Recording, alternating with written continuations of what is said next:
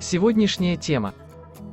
В большинстве случаев народные рецепты дают сиюминутный иллюзорный эффект, а на самом деле легкие и бронхи не получают никакой помощи и вынуждены самостоятельно справляться с инфекцией. И это в лучшем случае. В худшем мы можем им навредить. В сезон традиционного осеннего фестиваля вирусных инфекций и простуды решил проверить, все ли народные средства приносят пользу. Ингаляция с маслами эвкалипта, чтобы побороть затянувшийся кашель. Народная медицина рекомендует делать ингаляции с резким пахучим эвкалиптовым маслом. Считается, что главное преимущество ингаляции перед другими средствами лечения в том, что она не дает большой нагрузки на другие органы и при этом смягчает дыхательные пути и помогает отходить мокроте. Медицина не отвергает пользу ингаляторов в лечении некоторых легочных заболеваний, однако пульмонологи с опаской относятся к излюбленному рецепту участковых терапевтов. Никакие инородные вещества, а особенно масло, бронхам не нужны. Человек дышит эвкалиптовым маслом, а еще хуже – вьетнамской звездочкой, и высочайшая концентрация раздражающих веществ воздействует на рецепторы слизистой оболочки бронхов, что чревато ухудшением течения болезни. Ингаляции с любым маслом – большой риск. Аргументы, что благодаря им смазывается слизистая при трахеитах и фарингитах, не выдерживают никакой критики. Масло из бронхов скатывается в альвеолы и катается там как шарик, вызывая такое тяжелейшее заболевание, как масляная пневмония.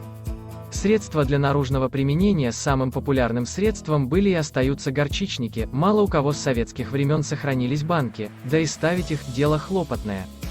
Действующим веществом горчичника является эфирное горчичное масло и летучие вещества, фитонциды, которые выделяются под воздействием воды и фермента, присутствующего в самой горчице.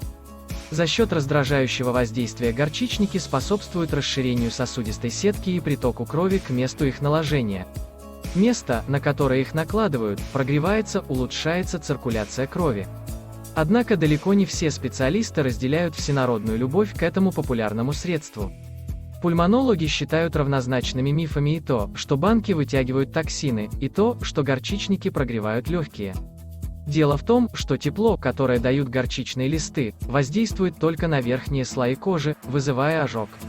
Через мышцы и ребра оно не может добраться до легких, поэтому польза от них сильно преувеличена. Популярный в народе рецепт излечения от бронхита – намазывание грудной клетки медом или животным, внутренним, жиром. Это, дескать, высосет всю заразу из груди. Но, опять же, манипуляции с кожным покровом не имеют никакого отношения к легким. Мучить кожу и лечить внутренние органы – все-таки разные вещи. Хотя в принципе в намазывании медом или жиром ничего плохого нет, коже это пойдет на пользу, главное, чтобы эта процедура не вызвала аллергическую реакцию.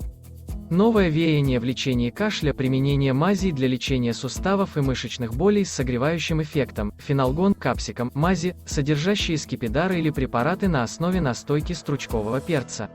Они предназначены для разогревания кожи и мышц, снимают мышечные и суставные боли, благодаря отвлекающему действию. Однако согревающий эффект не достигает внутренних органов, а вот обжечь кожу этими мазями проще простого. У всех этих методов есть один полезный эффект – все эти процедуры выполняют близкие, проявляя заботу о больном. И обе стороны при этом получают удовлетворение, одни от того, что могут помочь, другие – от проявленного к ним внимания. А это тоже можно назвать терапией. Медовый лук – следующий метод, явно на любителя, смесь меда с луком.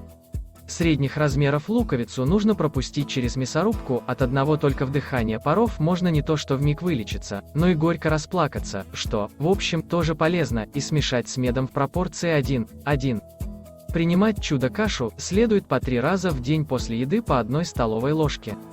Считается, что этот рецепт совмещает в себе противомикробные свойства лука и целебные качества природного меда. Однако врачи скорее расстроят ценителей этого изысканного рецепта.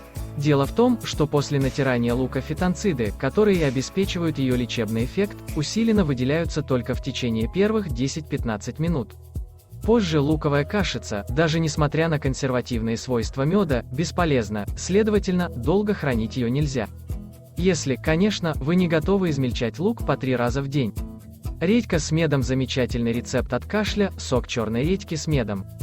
Но его можно использовать только совсем уж здоровым людям. А где они у нас?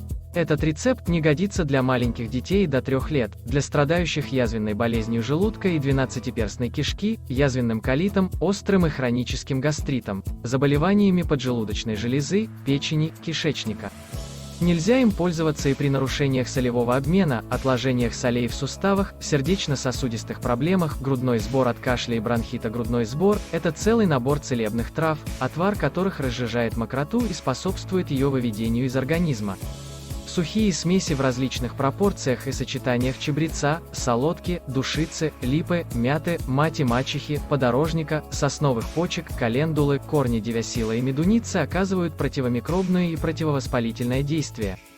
Готовый расфасованный продукт можно купить в аптеке или сделать самостоятельно, смешав ингредиенты и заваривая, как написано на упаковке. Противников у растительных отваров немного, если у человека нет аллергии на какую-то из используемых в сборе трав. Потому что отхаркивающий эффект таких сборов действительно хорош. Но использовать их следует в комплексе с лекарственными препаратами.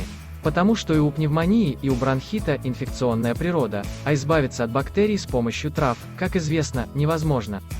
Юлия Паскевич, доктор Питер. Ставь лайк и подписывайся